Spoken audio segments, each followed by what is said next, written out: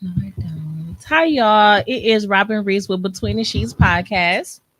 And today I have a very special episode because I know that I be talking a lot of crazy stuff on here and I be having fun. I like to, give everybody what they want to hear, but then I also like to give everybody what they need to hear. So this episode is called The Successful Black Man.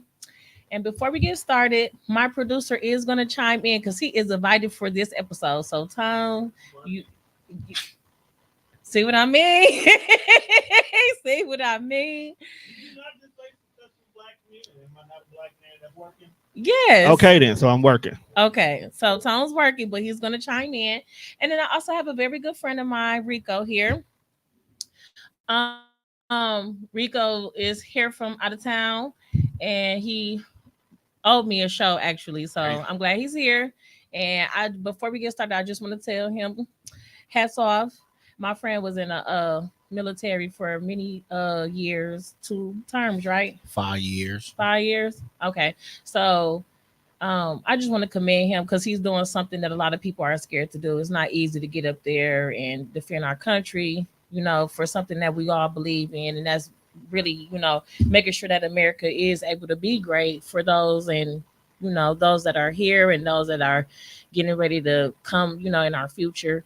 So thank you.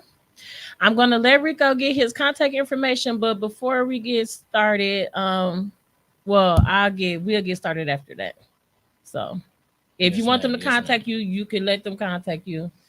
Y'all can contact me. I'm on Instagram, Rico Paid in Full One, Facebook, Zeric Rivers, and that's about it. I really don't do the social media like that. Okay. And he is not available. I don't want his wife saying anything crazy to me. Here we go. Here we go. Was I not supposed to say that? Uh, No, I just want to be respectful, because if she watched the episode, respect go a long way, man. Take Yeah. respect to get respect. Yeah. So, okay. So I want you to give your experience with the military. If it's anything you want to highlight or anything you just want to say that was like, first of all, what made you sign up? Man, to be honest with you, I just had a daughter, and I really had to think about it. Like, man, do I want to keep living in Milwaukee doing the same shit? Can I cuss? Yeah, go ahead. I'm sorry, but anyway, keep doing the same shit that my homies and them doing. Do I really want to be in a drug gang, working a 9 to 5, working 2, 3 jobs, dead end, or do I want to do something that's gonna elevate my family to the next level? So I chose the military, and the military was very successful for me. I ain't. It's pros and cons to every job that you got, so don't like. I used to hear all the time before I went. Everybody was like, "You really gonna fight that white man's war?" And all that. Like, there was no war. I didn't get in no combat action. First off, I was chilling the whole time, sleeping, eating, doing what I want, and it panned out very nice for me. Like, I can't say the same. Everybody else situation is different from mine. Like, some people, shout out to the lost and all the fallen soldiers.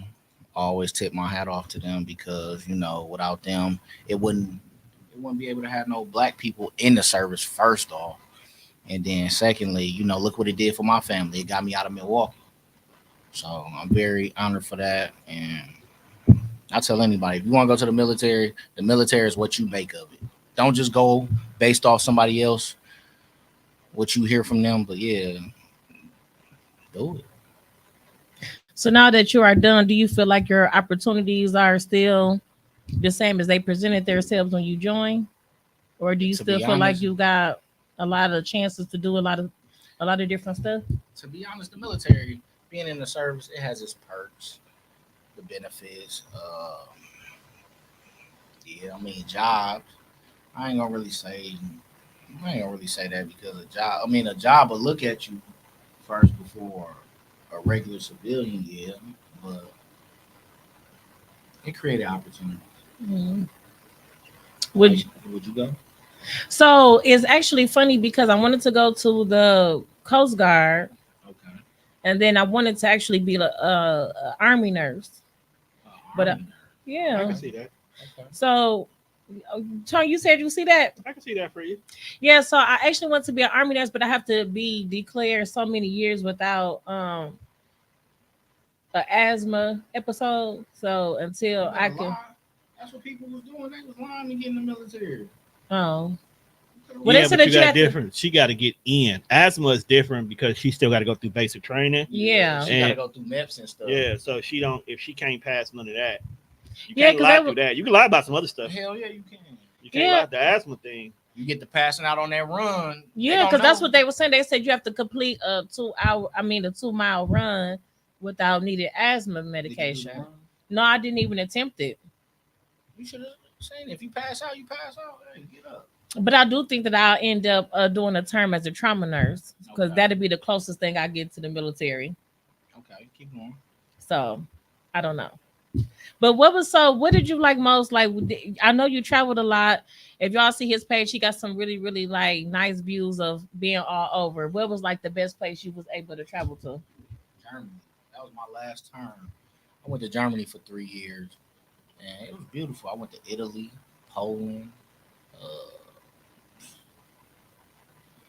Czech Republic. I've been all over Amsterdam. Yeah, nice. I tell anybody, go overseas. The food is way better. It is. Yes, I wouldn't ever guess you would have said that. it tastes fresh. It's way fresher over there. Like I don't know what they put in this shit. They trying to kill us. Mm. Mm, mm. They Popeyes even fresh. They got a Popeyes in Germany. Well, yeah, Burger King, KFC, McDonald's even tastes fresh. They got a chicken box at McDonald's. Mm. So you ready Am I ready to get into the episode? Come on, I'm waiting. Okay. On you. So this episode is called "The Successful Black Man" for one reason only. It's just so many things I see happening to successful black men, whether it's on a national level, local level. I feel like they take a lot of loss when they come down to certain things. And I just want to have a discussion about it. It's not a who's right, who's wrong. We all got different views on the subject, but it's something really dear to my heart because I have a black son. I have had a black father. I have black uncles. I'm around black men often. So it's really, really important that we encourage all black men to do well. We want them to do well. We want them to succeed. We want them to elevate. And I feel like if we have this discussion, we can figure out maybe where it's all going wrong at, or maybe what we need to do better to make sure that we can continue the legacy of having successful black men. Like, it's so many powerful black men, in this world, and we just want to see them being able to reach that success and then be able to maintain it once they're there. So I know that it might be cliche for me to bring up P. Diddy and R. Kelly for the fact that for the fact that they have whatever allegations against them that they have done so many wrongdoings to others. But I want to know, do you think that black successful black men are targeted Those for are two of success the for worst examples to use for that question. Only because both of them did that shit. It's a difference. But my thing is, if they did it, we don't know. We wasn't there. Why bring it up after so many years? Okay, so the Diddy situation, the reason why I say he's a terrible example, because his injustices that have been coming against Diddy for years, over the course of the last 2 years, have resurfaced on their own. The Cassie situation resurfaced, which sparked the downfall of Diddy. And when the video came out, as well as people have been talking years about the Diddy parties and whatnot. And then, of course, the allegations that he is responsible for Tupac's death. And then the guy who was actually supposed to be the one who pulled the trigger saying, yo, it was a hit hired by Diddy. Diddy has a lot of line life on him right now. So I won't sit here and say that there's an agenda, because that's what a lot of the conspiracies is. There's an agenda. There's no agenda. Diddy has put himself in this position, and he has been living the life he's been living for a very long time, that people who are affected by it are now stepping up and actually saying something. R. Kelly is a product of his own environment. Okay. He grew up during a time where it was okay for older men to pick up younger women, and no one looked or bat an eye at him because he's a successful black man on top of that, who makes great music that has written for everybody for years upon years. So we let a lot of things slide, and a lot of people were protecting him. His money was protecting him. Those around him who was benefiting from his money was protecting him. It wasn't until society started looking at the circumstances of statutory rape as something we really need to worry about, because younger women being with an older man for financial reasons only is not right. Even though it's normal, it's not right. So a lot of things came down on him. Okay, but the reason why I picked those two is because I believe that it's all systematic. If a black man is poor, we're going to give him drugs and guns, and we're going to put him in an area full of black people to utilize those drugs and guns so that they can crippleize the community. And then the same thing with once the black man becomes successful and has power, they're going to do the same thing. They're going to give him access to drugs, guns, whatever else, and then pull him down. Okay, and I can't agree with that, because I grew up in what's deemed in Milwaukee as the worst zip code to grow up in. I know that there was drugs, guns, and violence around me. I went to what's now ranked as one of the worst high schools to be at, all within the same zip code. And I can sit in North Division, and I can sit here and I can show you multiple successful black men who never cross any of those lines. There is a capability of, yes, is drugs here? Yes, it is. But that doesn't mean we have to choose that avenue as how we get out of our circumstances and situations. Fast money creates fast results, which creates fast downfalls. So I can get out here and I can grind and I can get it in the mud and I can do it somewhat the right way, because doing it the right way will never succeed in this, the way the world is set up. So I give you that much. Systematically is made for black people to not be as easily successful as our white counterparts. But just because the option of drugs and scamming and robbing and all those things are there, doesn't mean we have to choose that. If someone sat here and chose to sell drugs and they've made millions of dollars off of it, and they choose to not stop selling drugs, eventually you're going to get caught. Every single story that is ever told in regards to drug dealers and their rise to fame will always end with their downfall, whether they got murdered or they're behind bars, or they got robbed by the next up and coming person who's replacing them. So I could sell drugs for 2 weeks just to pay a bill and be done with it, but I'm not going to keep doing it just because I can get away with it. No. So you saying as long as you get in and get out, then it's okay. Yeah, that's the most. That's what you're supposed to do, but people don't want to. When you got out there and you sold your first 8-ball, it was just to get you started. You were supposed to reach, you were supposed to have an end game. Most drug dealers don't have end games. They just want to sell drugs and keep stacking paper and live this rich, fast lifestyle because they don't want to go to school. They may not be educated enough to go to school, so I'm not going to say that's not the issue. They want to be the head of their household. They want to be the flashy. They want to be the man. Well, the man gets taken out eventually. True. Can't be the man forever. Okay, but not even to that point. It's just the fact that even if you are a black man that is successful, once you reach a certain point, it seems like you cannot go any further. How far do you want to go off of somebody else's back, though? What do you mean? If I decide to go work for this Fortune 500 company, am I trying to reach the top where I am running the company, or am I comfortable with where I'm at? See, because what happens is after I've learned everything I've learned from a particular company, it's my job to go and start my own company, because that's what the white people do. They go work for somebody long enough until they are able to go start their own.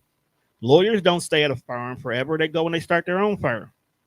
We choose to want to work until we get to 40, 50 years of being at a company and then get a pension and sit at home. We don't never want to go and create the next level of success. We go and we get jobs that are good for right now, but we never plan for jobs that are supposed to go forward. But you know, that comes from people being scared of change. Exactly. Like me. Like I wanted to change my environment and the people and the surroundings around me. Like I didn't want to sell drugs. I didn't want to get into that. My whole thing was traveling and making a better situation for myself and my family, and that's what I did. That's why I went to the military, and look how it turned out. Okay, so I'm gonna ask both of y'all a question right now. Right now, let's say you didn't have a dollar to your name, Mm-hmm. and somebody came to you and said, I will help you get rich, but you have to follow these rules. Now, let's just say you get to that point to where you have achieved what you need for you to be happy or successful. And then that person feel like you're not abiding by their rules, and then they give you more rules to follow because they have helped you.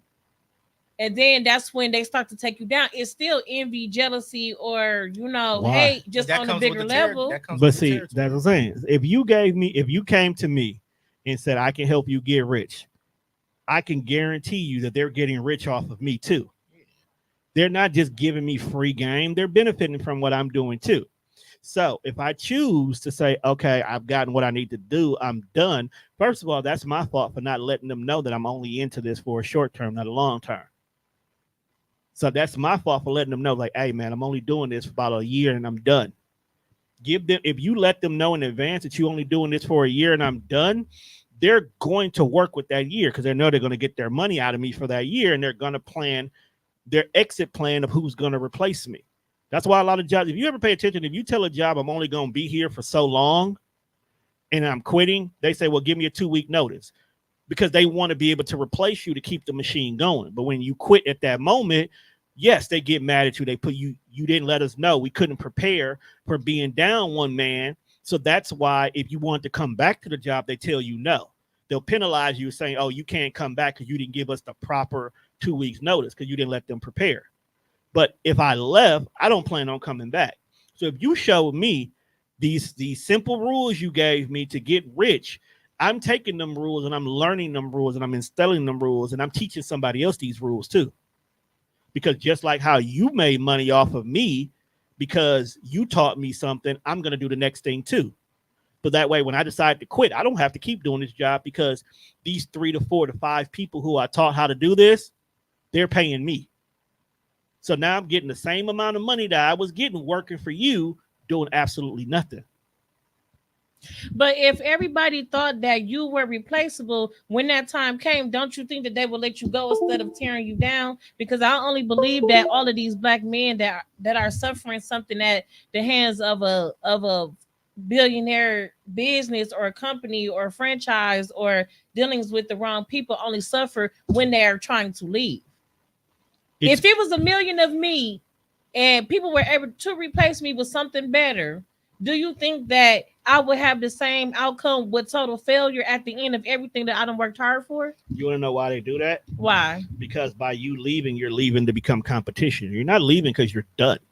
9 times out of 10, most people who leave a company like that and you learned everything from, let's take a law firm for an example. A lawyer who leaves a law firm to go start his own law firm is probably targeting the same clients that they once had because you learned everything. You learned your practice of law from this. So 9 times out of 10, your specialty is the same type of law that the company you just left is up against. I don't want to lose my clientele to you. So I'm not going to sit here and naturally mudsling on you, but I'm going to let them know like, hey, he left because he didn't fit with us. We had to make maneuvers. So yes, I can still replace you, but I'm not going to let my clients go to you. I'm losing money. You got to go build your own portfolio. So I can see why a law firm may not be favorable by that lawyer leaving because he's going to take clients with them. But now if you built up your own portfolio, it's like, well, these 15 clients are mine. So I'm going to leave my portfolio I built with y'all, and I'm going to go over here and start my own thing. Now we have a partnership because I'm not competition anymore. When you leave, when you're successful to go do your own thing, 9 times out of 10, you're going to compete against who you were. So, but at what point do you figure out that the partnership is no longer feasible for you? And when you leave, how do you leave amicably, or how do you leave without a problem? The question is are you leaving because you no longer are feeling valued, or are you leaving because you didn't hit the ceiling that you wanted to hit?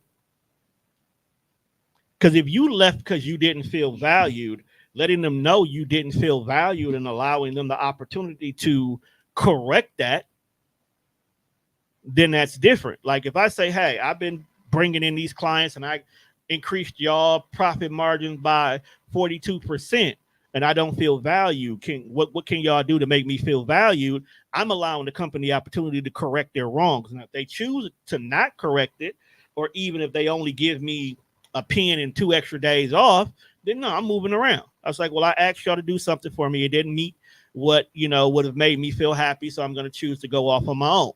I allowed them to right their wrongs and they chose not to. But if you just up and left, it was like, I can't do nothing else here. Y'all ain't helping me do nothing else here. I'm out. Then, yeah, now we going to feel the type of way. Oh, you just came in here to use us. So it's all about that communication. All you got to do is have a conversation. Let them know how you feel. Some companies may treat you like a number, but they still want to know. Okay, so since you said that and you made it sound so good, do you think that black men are in control of their own success then? Technically, they are. They just don't say nothing. How? Because people don't say nothing. Because say you've been working at a company 5 years and you only get 1 raise out of 5 years. You could have said something that whole time. Most people don't even, they just keep working, don't say nothing, accept the pay. Me, you got to know your value. I know, but are they in control of their own success? If they they try to branch off and be not partner in partnership, be sole proprietor, be an LLC within their own business, are they able to be successful on their own? Are they in control of that, and how? Without being a target. If you are bringing to them, okay, so let's say I work at this company and I want to be better. I want to give it. I'll give you an example. Whenever I start a job, I spend the first 6 months of learning the job. Then I go to my management team, or even above my management team, just to be on the safe side. And I will say, what do I need to do to be in this position? What do I need? Because if you go to the boss above your current boss and ask what you need to do to be in your boss's spot, they'll tell you. But if you go and you ask them, what do I need to do to be in your spot? They're not going to tell you. So you go above and you ask below. I'll go and say, hey, what do I need to do to be an assistant manager here? I'll go to my manager and ask about an assistant manager. I bring to them the black and white. So I bring to them all the proof and evidence of what I've done this particular 6 months. So now they got a snapshot of what I've done. They can see, oh, well, based on what you're looking like, man, you got your numbers good. So if you just keep doing this and come back to us at this time, and we'll, when this opens up, we'll have that conversation. Now they know that I'm interested in being more to the company. If you present yourself as an asset early, they'll always look at you as something of value, and they'll want you to be something that's going to grow and bring it. But if I come in there and I'm late to work every day and I'm half-assing my job and I'm getting reports every once in a while that a customer is unhappy because of whatever I've done, and then I try to come to them about being an assistant manager, they're going to first ask me, are you serious? Because if you just coming to them just because you want more pay, you're not serious about this job. Because the minute I teach you how to be an assistant manager and you got these skills, you're going to leave my job and take those skills to somewhere else because you're pursuing the money. You're not investing into the company. And a lot of people, especially our black folks, they're not there to invest into that company. They're just there to make money. And they're going to always leave a company to go to where the most money that they can get at, because we only think about our current problems, not realizing that if you speak to the company that you are and you find the path that you need to take to become successful in that company, that money will come naturally. I know a lot of companies where they see that I've invested in, and the starting pay may have been $22. But then they look at my resume and they ask me questions. I was like, well, I can do A, B, C, D too. So since I can do this and I can do that, can we get 25? Because I'm an asset to the company at this point. When you need someone to do the fraud side or do the bankruptcy side, or you need someone to run this over here, technically you're getting that out of me. Oh, okay. I can give you $3 more now for something that you could probably help us out with later instead of hiring somebody else for 22 to do that other role. So I'm technically saving the company money, but I'm also protecting myself because if this department shuts down, guess what? I can go to that department, that department, that department. I can find my way to stay here even longer. A lot of us don't do that. We'll come in, we do the job we do, we clock out at 6 o'clock, we go home, and that's all we care about.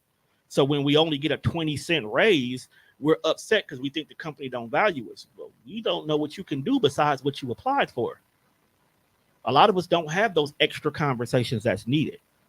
Every job I go to, I always get $2 more than whatever they're offering because I let them know I can do way more than what I applied for. I only apply for this job because I know I can get in with this one, but I can do this whole job if I want to. That's what we don't do. So, okay, so do you think that black men will experience more hate from black on black crime than having issues with a white person? I'm gonna let him answer that first. I talk a lot. You said. So, do you think that black men have more issues with black on black crime because we've seen the whole young Dolph case play out? Do you think that black men experience more issues with black on black crime than a white person, like having issues with a white person?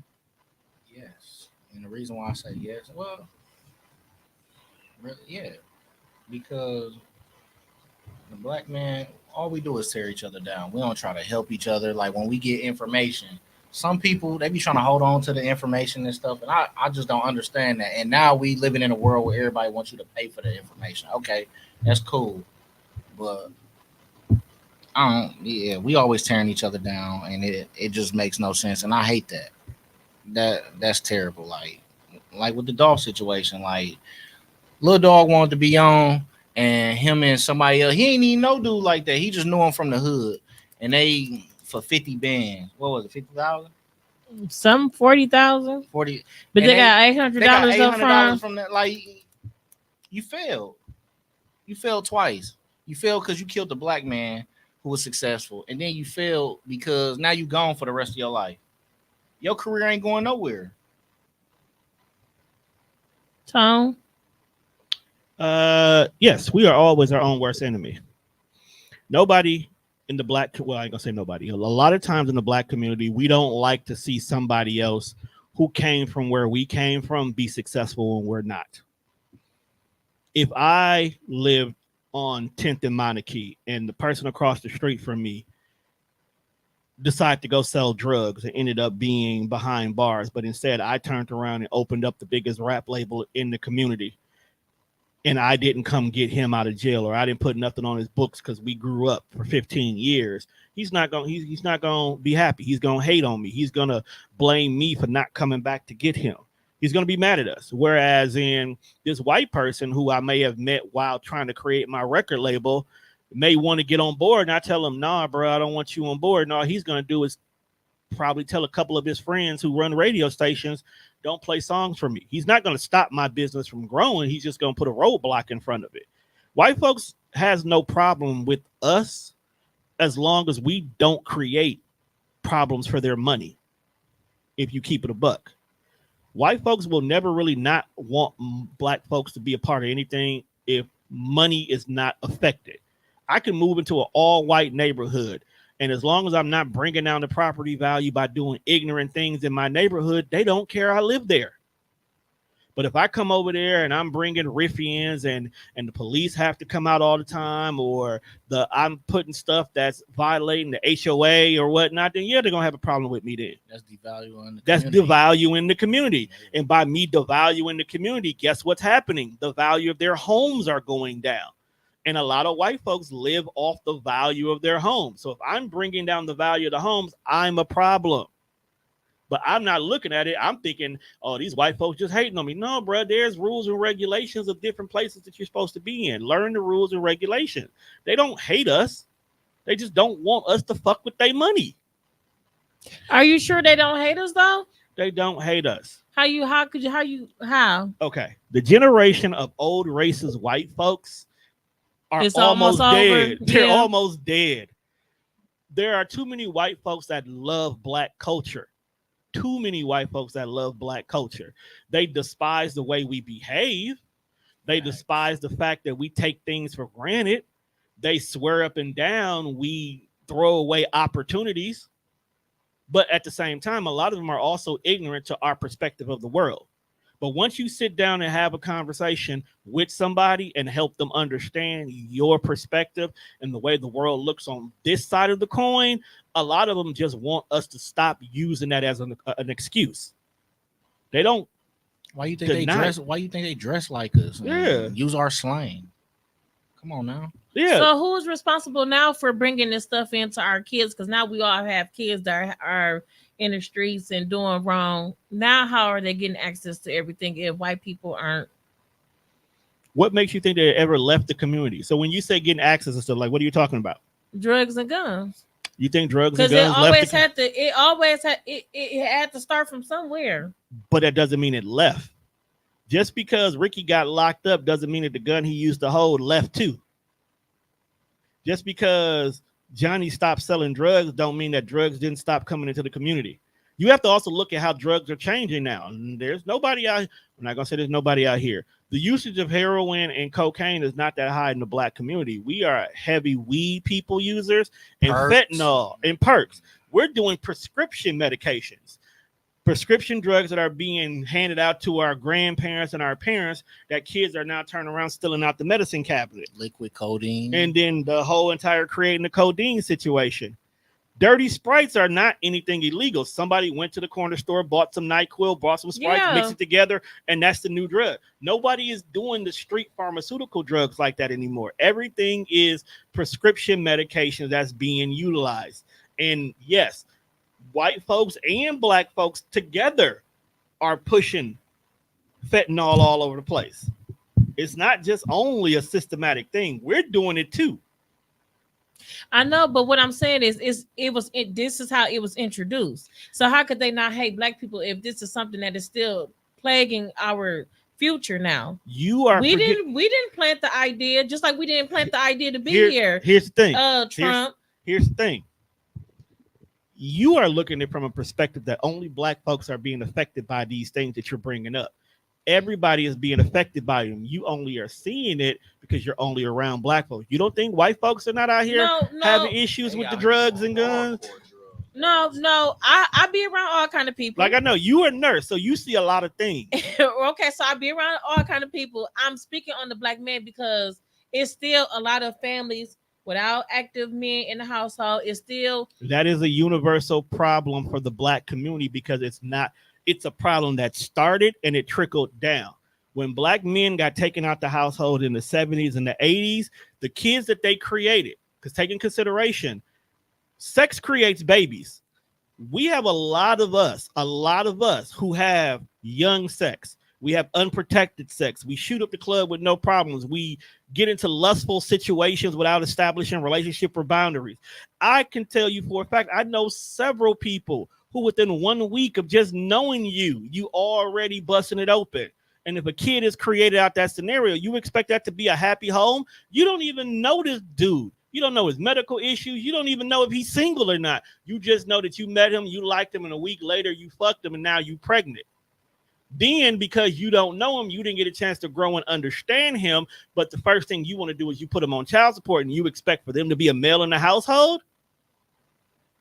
And yet again, this is another issue of why I say, okay, so just like I said, the drugs and the guns, now we have children that are fatherless.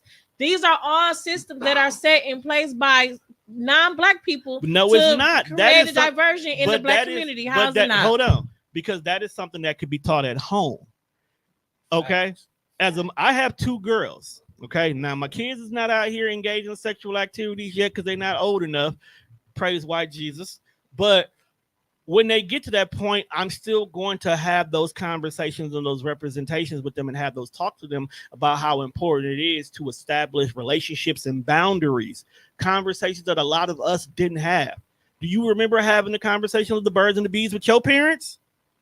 No, I don't exactly. remember. So nobody sat down with us when we were younger. I had a conversation. I don't remember what the conversation that But was did you many have? years ago. But you had it after you probably had sex, right? No, I don't think so. Okay, because a lot of us do. I had it when I was being accused. I hadn't at that point. I hadn't Right, did you got anything yet. accused before you had. But what it is, a lot of us have never had that conversation. A lot of people didn't sit down and have the conversation with who was our parental figures to tell us about relationships, sex, boundaries, expectations, having a whole entire conversation about what a relationship should look like. We only got told, don't be letting them fast tail boys get between your legs, and that was it. That was all the conversation was in the black community. We wasn't having the conversations about you're supposed to respect yourself and not allow yourself to get caught up in these situations. If a boy is trying to push you to have sex, that's probably a boy you shouldn't deal with. We were not getting those kind of conversations.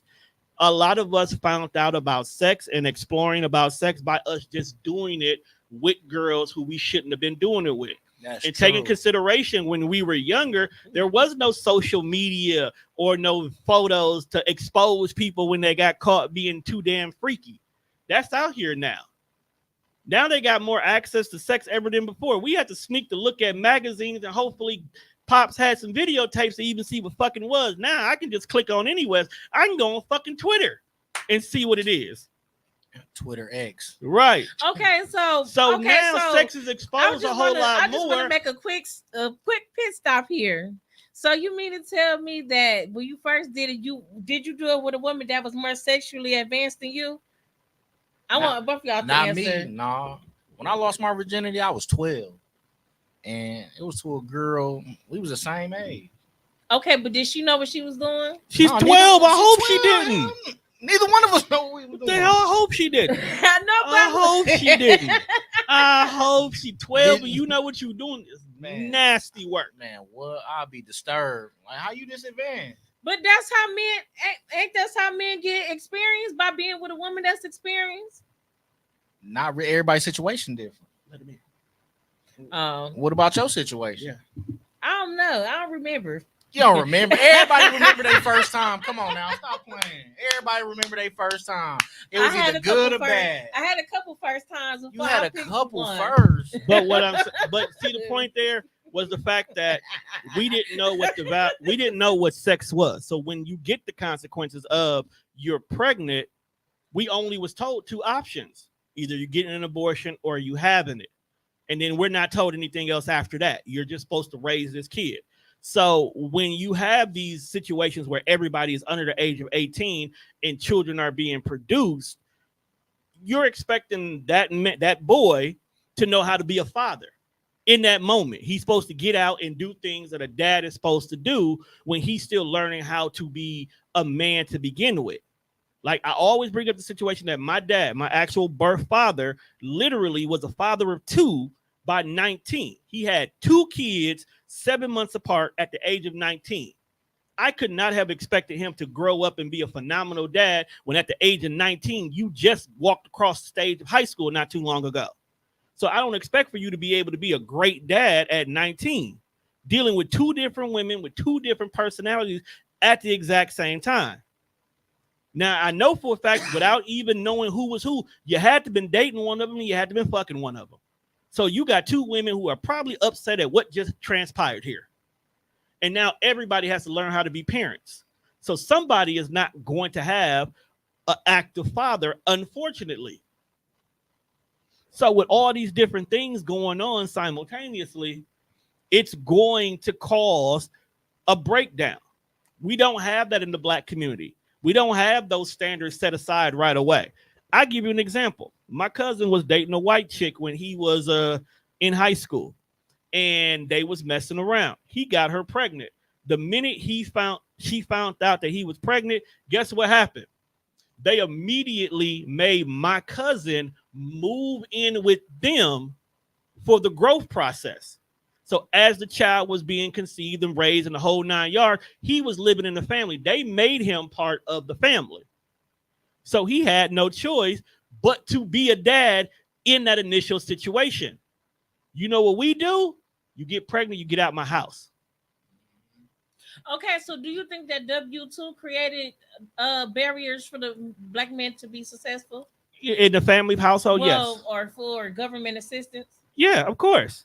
Because if you ever look at the rules and regulations that you cannot, you have to have a certain income in order to still qualify for this, right? So if we both live in the house, I got to put my name on the lease. I got to put my income on there. You got to have all these different things. And the minute I make money, we no longer qualify. But because the perks and benefits will outweigh anything that my financials will put in and pay out of, a lot of times y'all will keep them out the household simply because it works best for y'all to not have them there. Or they have to live and then leave every single time it's time for inspections to come through. They don't want to mess with their benefit. You know what I'm saying? Like, daycare is expensive as fuck. That benefit alone causes a lot of y'all to kick the man out the house, keep him out the relationship, because daycare costs almost $700 a week. I got a question. Why do y'all women want the state to take care of y'all? I don't. I've had a job for so long. But that's a whole nother conversation. How is it a whole nother conversation? That's a whole conversation within itself. That's a whole show by itself. What? And then the fact that W-2? the fact that you're not on it, and so neither one of us. Who's on it? I didn't say you got to date somebody on it, but it'd be best if you have somebody who benefits from government assistance to be a guest to speak on their experience with it, because we may have it all wrong. It may be very restrictive. It may suck. It may make things worse. They probably can't do what they need to do in regards to it. But we just know that there's so many benefits that can benefit women that we instantly look at W-2s as being something bad. So unless I say bring a guest on who is on it and benefit from it, so they can give an honest perspective. There's a lot of women who put their men on child support who don't want to, but because they go and try to get assistance like food stamps or daycare, the system automatically puts that man on child support. And that's another problem. When child support sometimes hits men in their finances, it hurts them to the point where it's like they don't want to work no more. Losing their license. Right. It's like you take $600 out of my check every month, but then I find out that you only giving her $300. I'm still being hurt because you're taking money and you're keeping it. Or I didn't even know I was getting put on child support because we have an understanding and we're working things together. And all of a sudden you done took my whole check because you say I owe back child support. So what is going on here? But because a lot of people don't understand how that works, there's a lot of misconception that leads to a lot of angers towards each other. That's not necessary. Okay, well, before we wrap it up here, I do just have one more question. I want to know, because I always want to end my shows on a lighter note, I want to know, what do you both think that we can do to make sure that black men are uplifting each other, or what could women do to support the black men? Let him go first. We both got to be there for one another. The black woman has to be there for the black man. The black man has to be there for the black woman. Like I tell anybody, 2 incomes is better than 1. 2 heads is better than 1. Because where I lack at, she picks up on. Where she lacks at, I pick up on. Like, you just gotta motivate one another. Like, people don't do that in relationships. I feel like that. Like, people just be in it for self. And that's why a lot of relationships don't last a long time, because the next person feels like, oh, he's not motivating me, or she's not motivating me, and it just causes chaos, and it should. Tom? He basically said what I was going to say. Okay. Well, I agree. I do think that it's very important to be who you want in a relationship that your partner should want, in return. So if I'm going to support you, you need to support me. If I'm going to be there for you, you need to be there for me. If I'm going to love you, you need to love me. So I definitely can agree that we both have to be on the same page for this boat to keep floating, or whatever. Yeah, keep this car rolling. All right, so I'm gonna thank my friend again for coming. I know it was last minute. I'm glad that you were able to come through. I'm glad I was able to stop you. I do want you to come back so we could go a little further into your military experience, because I know a lot of young men that are contemplating whether that should be an alternative for them instead of just going straight into college after high school. So I do want to, spread my resources as much as I can. So I do want you to come back whenever you're back in Milwaukee. Tom, thank you for your commentary. You know, you always have a enlightening perspective on everything I have to say. So, you know, the little back and forth, people like to see that at some point. So, It would have been more if my homie would have been here. But you didn't. anywho, that's some behind the scenes extra stuff that I have to talk to you about at another time. But if you want to leave your contact information, you can again. If not, that's fine. Oh, follow me on Rico Paid in Full. That's my IG, and my Facebook is Zeric Rivers. All right, Milwaukee. Thank you. Until next time.